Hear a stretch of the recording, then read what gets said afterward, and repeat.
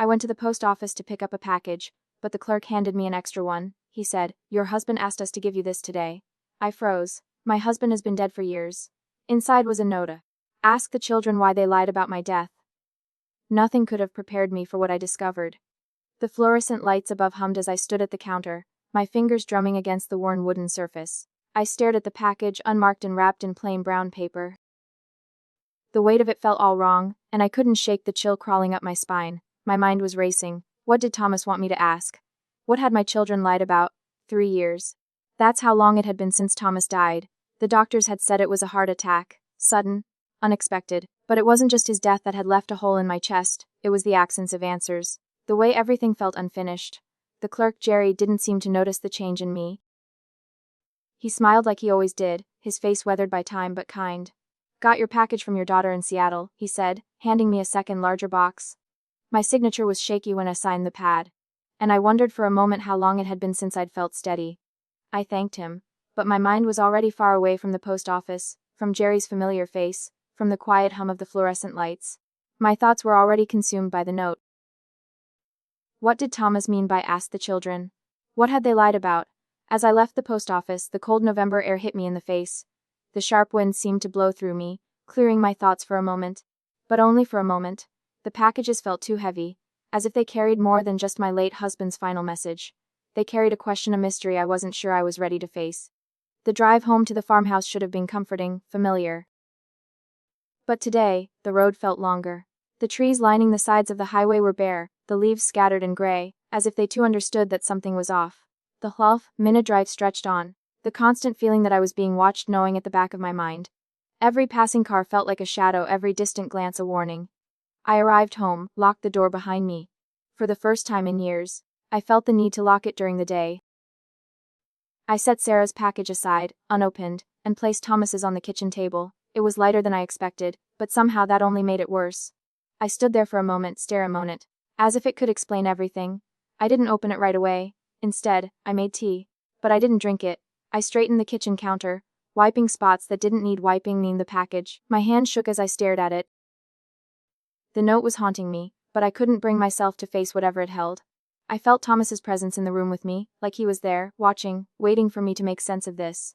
Finally, I sat down, opened the package, and there it was, just a small USB drive, the kind Thomas used for his work files. Beneath it was a single sheet of paper, folded once, his handwriting. Neat, precise, the way he always wrote. I unfolded it.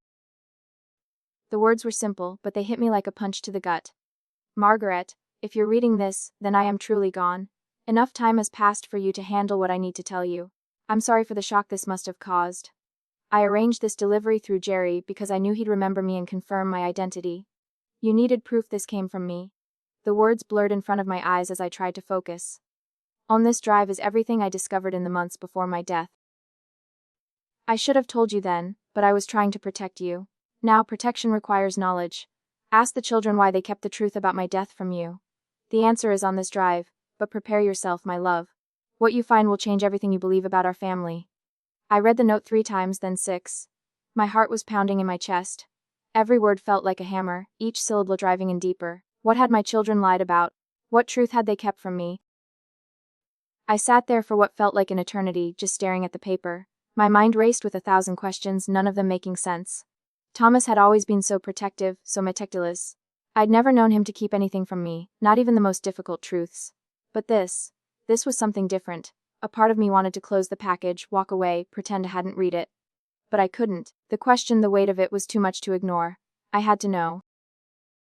The silence in the house felt oppressive as I reached for the USB drive. It was cold in my hand, as if it had been waiting for me all along. I slid it into my computer, hoping the answer, whatever it was, would make sense once I could see it. But as the files loaded, my heart skipped a beat. There on the screen was something I hadn't expected. Not just files and documents, but audio files, video files, and a folder labeled "Margaret Eyes Only." I closed my eyes for a moment, taking a breath, bracing myself for what I might find. This was the beginning of something I wasn't ready for. The beginning of uncovering everything I'd never known about Thomas, about my children, about the life we had built. And somehow it felt like the beginning of the end. I hesitated as the computer screen flickered, the folder labeled "Margaret Eyes Only," staring back at me like a challenge I wasn't sure I was ready to face. The USB drive had been the first clue, but now it felt like everything I knew was about to be shattered. I clicked on the folder, my fingers trembling slightly as I scrolled through the files. There were photos, documents, and recordings, each one a fragment of a truth I had never asked for.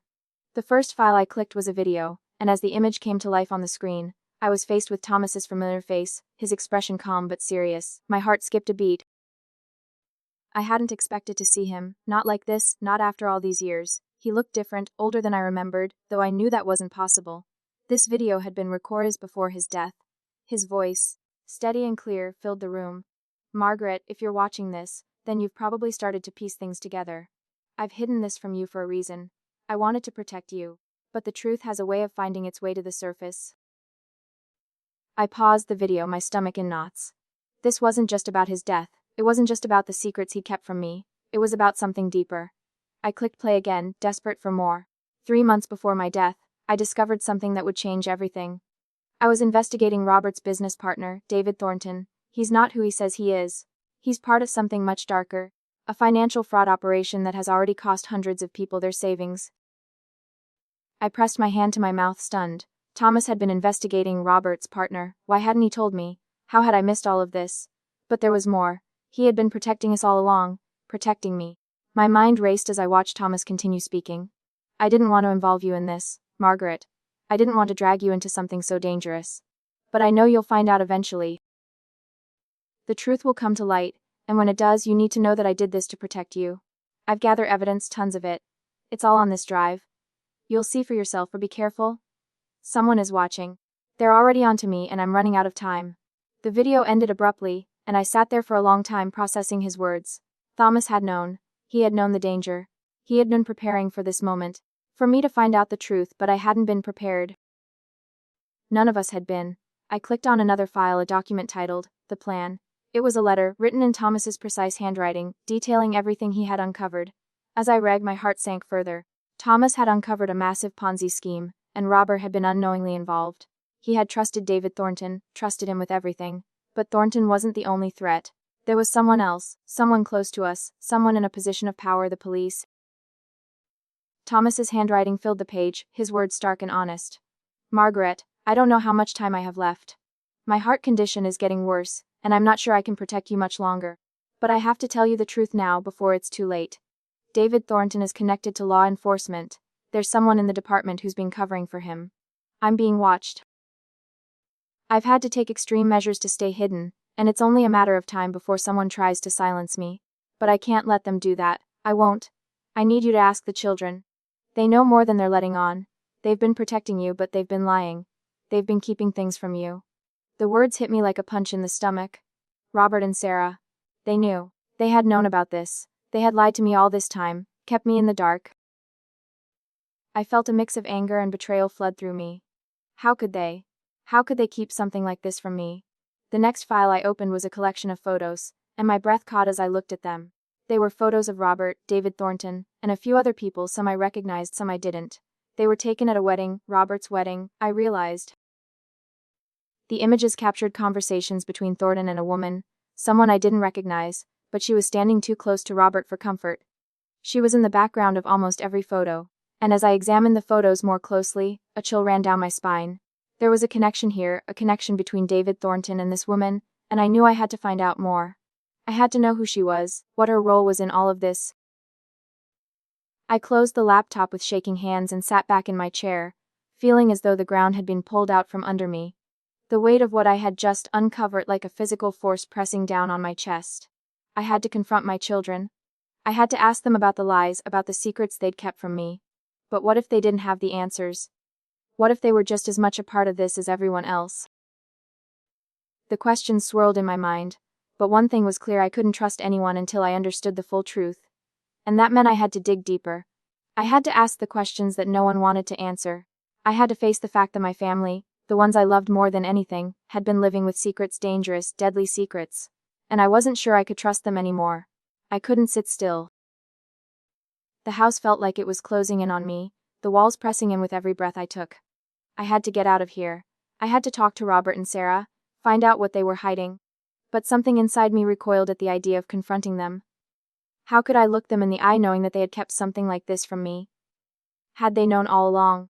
Or was I just now discovering the truth that had been buried beneath years of lies?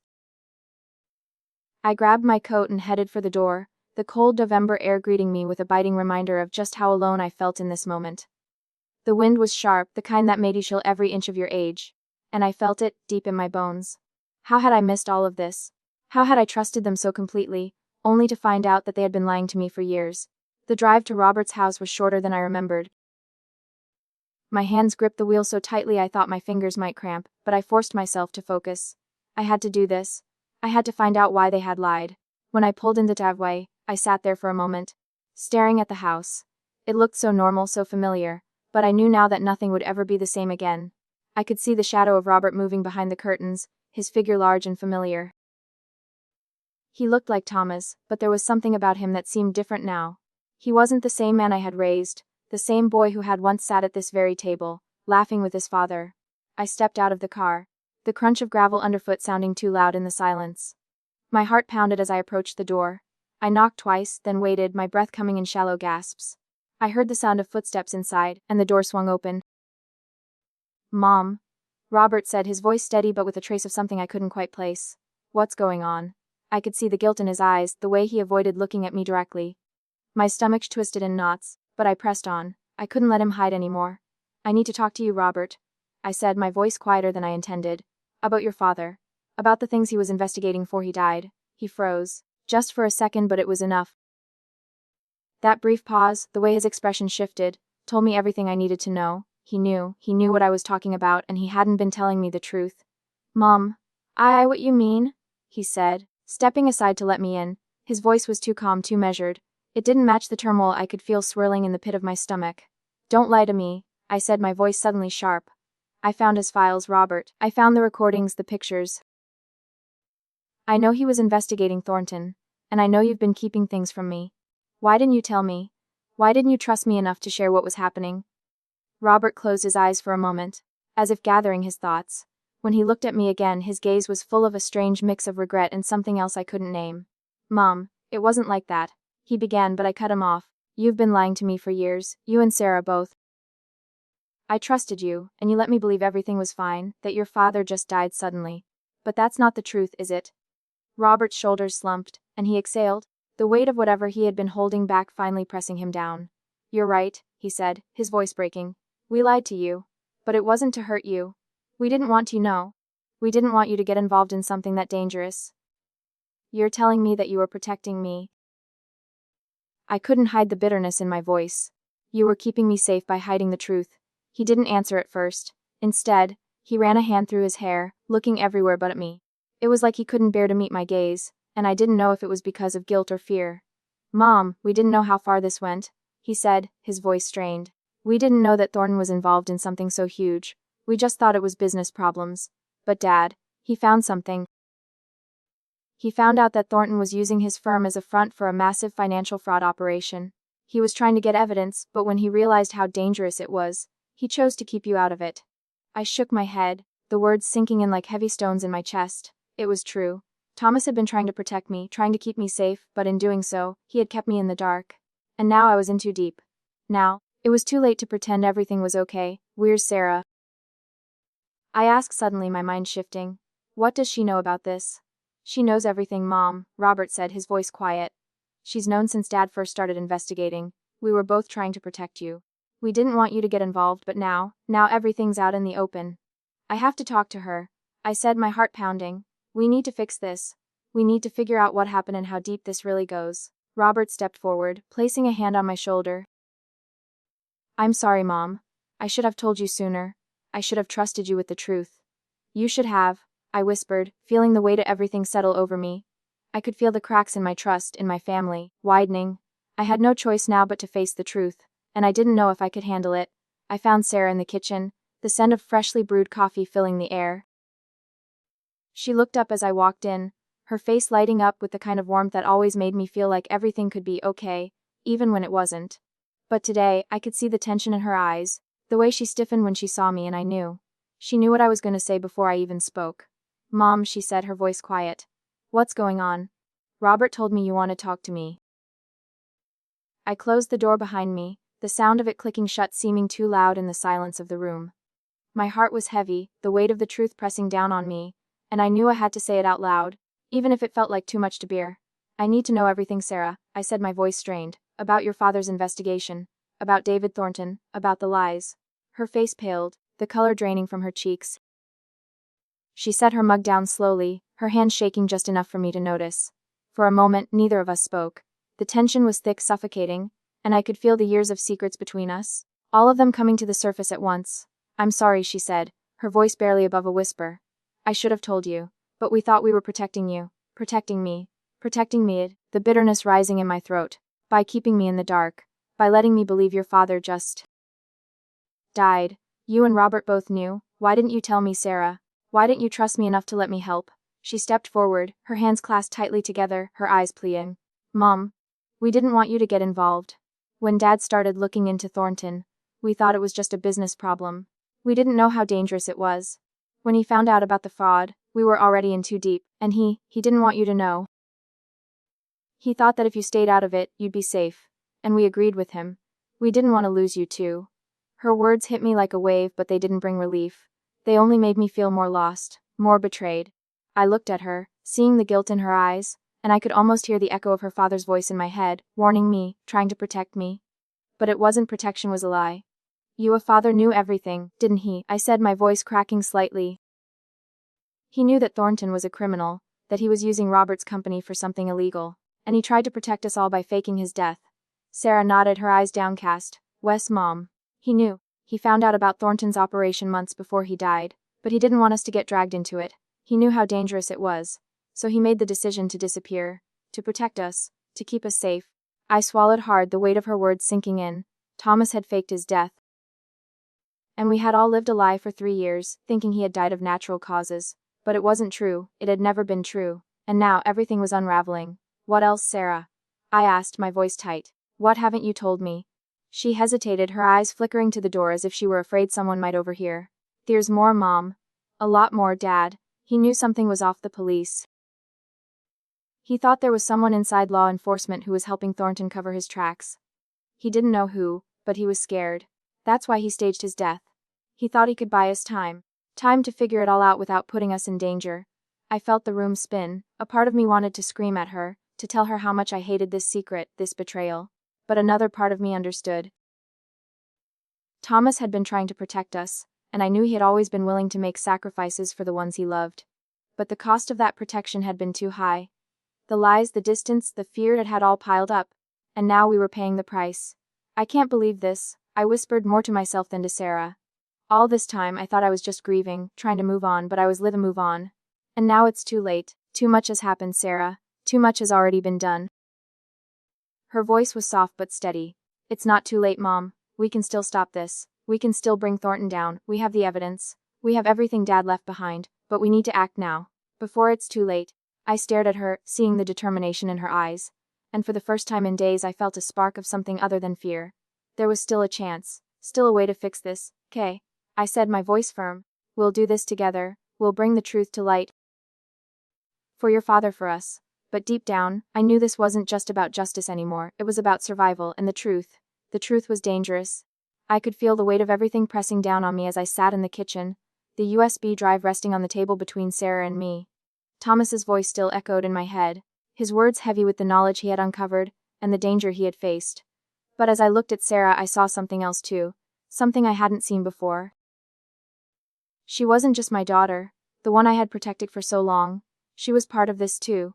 Part of the mess we were now in, tangled up in the lies and the darkness that had been hidden from me for so long. "I don't know if we can fix this," I whispered, my voice breaking.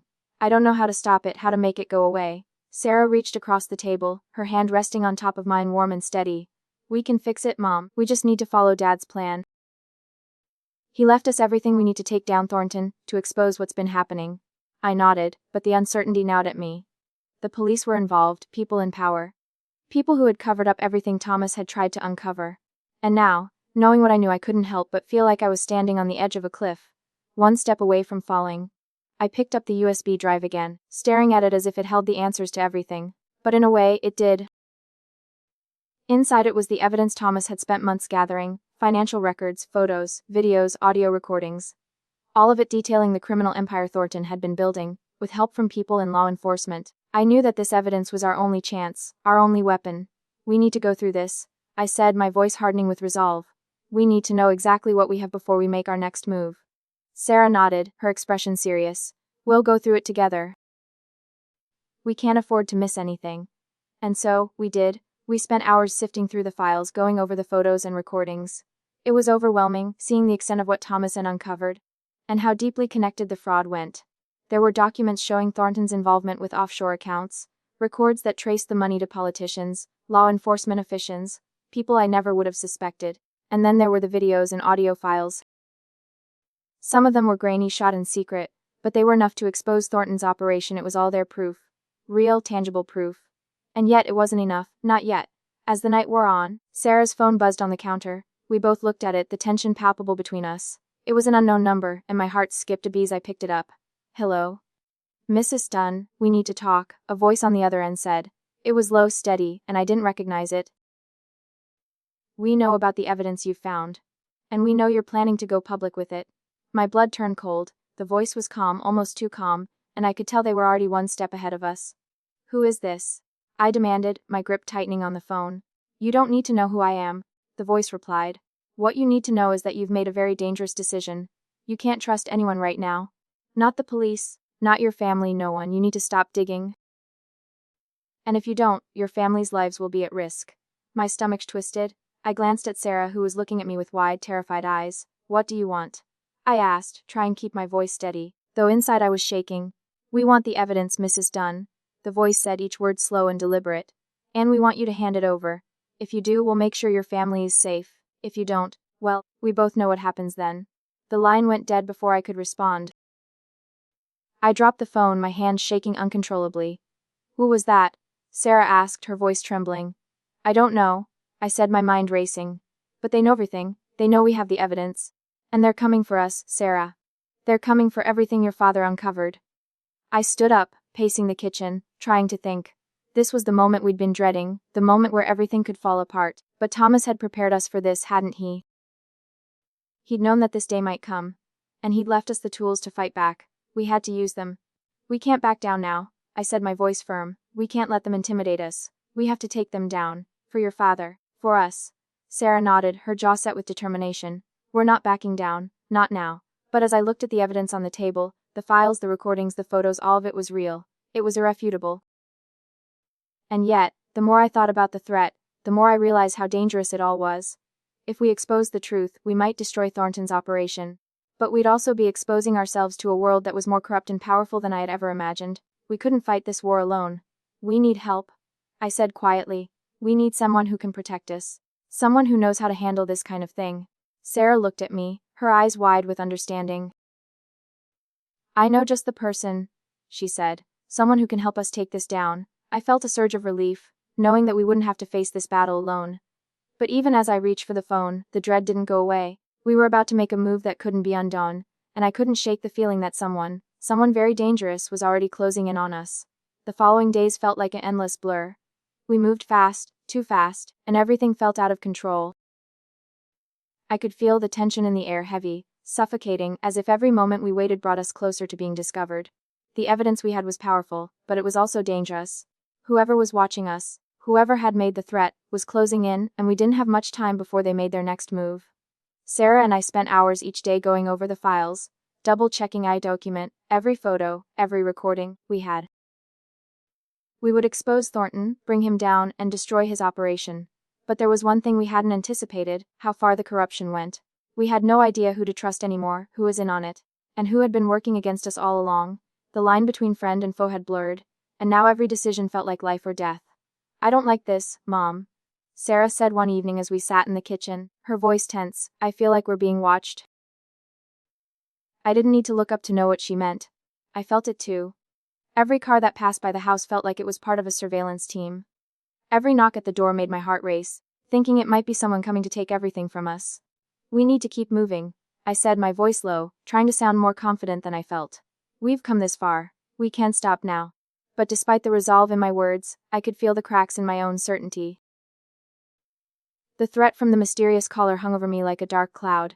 They knew we had the evidence. They knew we were going to expose everything, and that made us a target. The silence was deafening, and every moment of stillness seemed like the calm before the storm. Then came the call.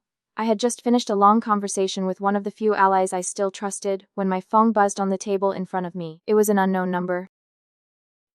My pulse quickened as I picked it up, my fingers trembling slightly. "Mrs. Dunn." The voice on the other end said, cold and calculated, "We know you're getting closer. We know you're planning to expose Thornton. But you're making a mistake." I froze, my heart pounding. It was the same voice from before. The one that had threatened us. I tightened my grip on the phone, trying to steady my breath. "You're out of time," the voice continued. "If you don't hand over the evidence, if you don't stop this now, we will make sure your family pays the price. We've already made arrangements. It won't take long before we find you. Before we finish this." My blood ran cold. I couldn't let fear take over. Not now, not after everything we had uncovered, but the fear, the overwhelming sense of danger, made it hard to breathe. I demanded, my voice trembling despite myself, "What do you want from us?" The voice didn't answer. Instead, it just laughed low and menacing, and I could feel the chill of it in my bones. "We want the evidence, Mrs. Dunn. Hand it over, and this will end. Refuse, and you'll regret it. You don't have the resources to fight us. You're just a widow, a grieving mother. You can't win." I slammed the phone down, my hands shaking. My head was spinning, the words echoing in my mind. They were threatening to kill us, to take everything away from us, but we couldn't back down. I couldn't back down. Thomas had believed in us. He had believed in me, and he'd trusted me to finish what he started. I looked at Sarah, who was standing by the window, staring out at the empty street, her face pale but resolute. "We're not giving up, are we?" she asked, her voice steady despite the fear in her eyes. "No," I said, shaking my head. "We're not giving up. We're going to take them down, Sarah. We're going to finish what your father started." But even as I said the words, I knew we were running out of time. I could feel the storm closing in around us. The phone call had made it clear. They were getting desperate. And when people like that get desperate, they become dangerous. That night I lay in bed, unable to sleep, my mind racing. Every noise outside sounded too loud, every creak of the house seemed too significant. I kept thinking about the drive, about the evidence, and about the truth we were about to expose. If we didn't act now, if we didn't finish this, we would lose everything. And I couldn't let that happen. I couldn't let them win. The next morning, as the sun rose over the farmhouse, casting long shadows across the kitchen floor, I made a decision. We were going to go all in. We were going to send the evidence to the authorities, to the media. We had to expose Thornton, to stop the corruption, to stop the lie. But as I was making the final preparations, I got a call from one of our allies, someone we had been counting on. The voice on the other end was frantic, out of breath. "They know, Mrs. Dunn," the voice said, sounding terrified. "They're coming for you. They've already found out where you are. You have to leave, now." My stomach dropped. "What do you mean coming for us?" I asked, hoarse low, my heart racing. "They've traced the evidence. They know who you are. They're on their way. You need to get out of there. I'll try to stall them, but you have to go. Now." I looked at Sarah, her face pale with the sudden realization of what was happening. "We need to go," I said, grabbing the USB drive and stuffing it into my pocket. No, we didn't have much time. We couldn't afford to hesitate. As I grabbed my coat and rushed out the door, I realized that this was it. The moment had come. We had no more time for second guesses, no more time for fear. The fight was on, and there was no turning back now. We ran, and as we did, I knew one thing for sure. If we were going to survive this, we were going to have to face it head on. We couldn't run from the truth. We had to make sure it was heard, no matter the cost. We barely made it out of the farmhouse. As we pulled onto the gravel road, headlights from a black sedan appeared in the rearview mirror, too close for comfort. I felt my breath catch in my throat. It was happening faster than I'd ever imagined. "Keep driving," I told Sarah, my voice steadier than I felt. She didn't need any more instructions. She'd seen the urgency in my eyes and knew exactly what I meant. We didn't have a plan. Not really, we just had to move, and fast. As we passed the entrance to our farm, I glanced in the mirror again. The sedan had picked up speed. My heart raced, and I could feel the pit in my stomach growing deeper. The threat we had been warned about, the warning from the mysterious voice. Whoever they were getting closer, closing in on us with every turn. "They're following us," Sarah said, her hands tight on the steering wheel. Her knuckles were white, and I could tell she was trying to keep herself together, just like I was. We had no choice now. No turning back. I pulled my phone from my pocket and dialed the number of the one person I hoped could help us. It rang once, twice, and then I heard a click. "Margaret," Marcus's voice was urgent. "What's going on?" "They're here. They found us. They're following us. I don't know how, but they're closing in. We need help now." I could hear him exhale on the other end. Listen to me. Get off the main road. Head for Miller's Crossing. Stay low. Don't stop until you're there. We've got a safe house there. Someone will meet you. We'll keep them off your tail. I felt a surge of relief. But that relief didn't last long.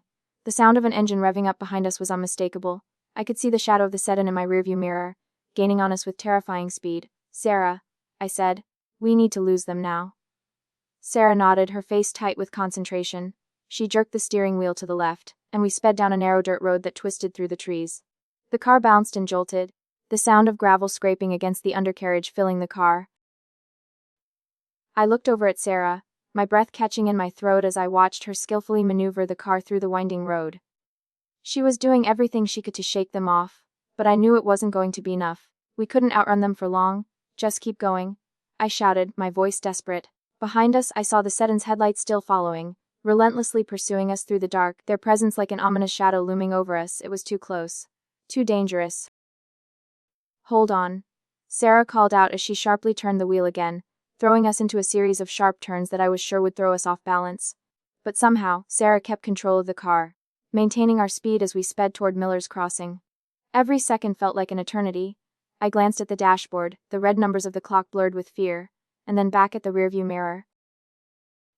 The sedan was still there, too close, and I could see the glint of headlights cutting through the night behind us. They're not giving up, are they? Sarah said, her voice barely more than a whisper, as if the mere sound of saying it out loud would make it real. No, I said, my stomach dropping. They're not. The road ahead was empty, but the oppressive feeling of being hunted heavy.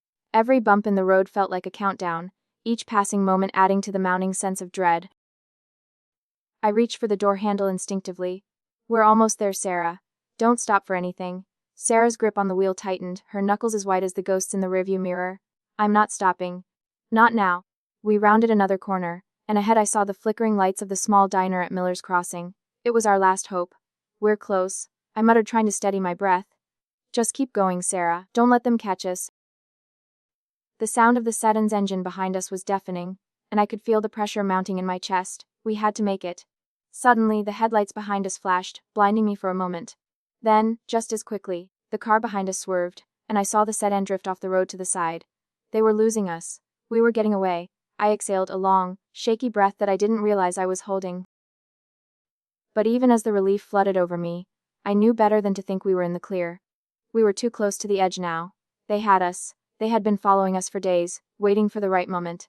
This wasn't over. We pulled into the diner's parking lot, where a figure stood waiting, arms folded across their chest. Marcus. I could tell by the way he stood, his back straight, eyes scanning the perimeter, looking for any threat. Get inside, Marcus called, his voice steady but sharp. They won't stop. Not until they get what they want. We didn't have to be told twice. Sarah and I both jumped out of the car, and as I slammed the door shut, I could feel the weight, everything, the danger, the fear, the threat catching up with us. We were safe for now. But I knew the real battle was just beginning. As we stepped inside the diner, I couldn't help but feel the crushing reality of the situation. The truth we were chasing had put a target on our backs. And we weren't the only ones at risk anymore. Where's the safe house? I asked Marcus urgently. Where's our next move? Follow me, he said, his voice unwavering as he led us toward the back door. But as I looked over at Sarah, her face pale and eyes wide, I knew that this was far from over. The danger was still out there, still following us. And now, more than ever, we were in this together, no turning back.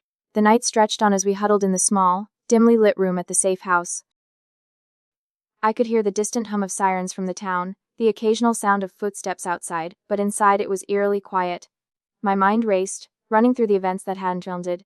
It felt like we were on the brink of something catastrophic, yet I couldn't help but wonder if we had already crossed the line.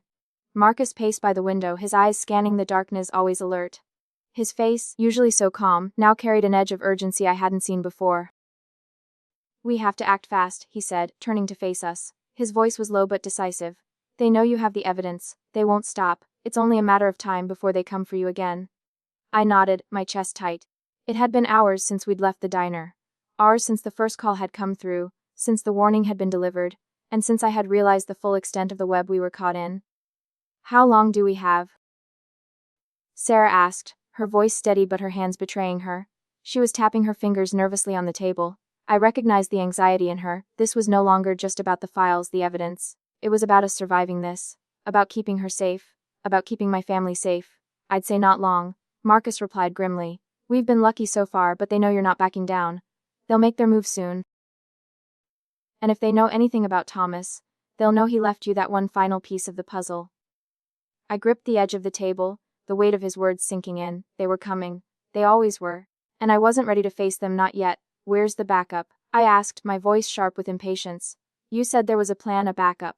Marcus shook his head slightly, the flicker of doubt in his eyes almost imperceptible. Backup's still hours out. They'll be here soon, but it won't be enough to stop what's coming. The most we can do now is make sure you're not alone when it happens. Where's Robert? I asked suddenly. I hadn't seen him in hours. His absence felt like a hole in my chest. He's on his way, Marcus replied. He's at the farm keeping an eye on things. He won't be alone for long. The minutes ticked by, each one heavier than the last. I stared out the window into the night, my heart pounding in my chest. I couldn't stop thinking about what would happen if we didn't succeed. About everything that Thomas had sacrificed to keep us safe. It wasn't just the evidence now. It was about preserving the truth. It was about protecting our future. Mom, you okay? Sarah asked quietly, pulling me from my thoughts. She was standing by the door, her posture tense but her expression soft. I'm fine, I said, forcing a smile, though my heart was anything but calm. We'll be okay? We just need to stick to the plan. She nodded, but I could see the doubt in her eyes. I could see the fear that I had spent years hiding from her, creeping up on her now. And I hate it. I hated that we were in this position because of me, because we were chasing the truth, trying to expose people who would stop at nothing to protect their power. The door creaked open suddenly, and I whipped around. My heart skipped a beat. It was Robert. His face was pale, his eyes wide with a look of raw terror that I had never seen before. I stepped forward instinctively, reaching out to him. Robert, what's wrong? I asked, my voice low. But I could already feel the panic rising. Mom. He took a step forward, then stopped, glancing nervously over his shoulder. They're here. They're at the farm. They've found us. My blood went cold. Marcus was already moving, heading toward the back of the room. We need to go, he said, his voice steady but quick. No, we're not staying here. Robert's eyes met mine.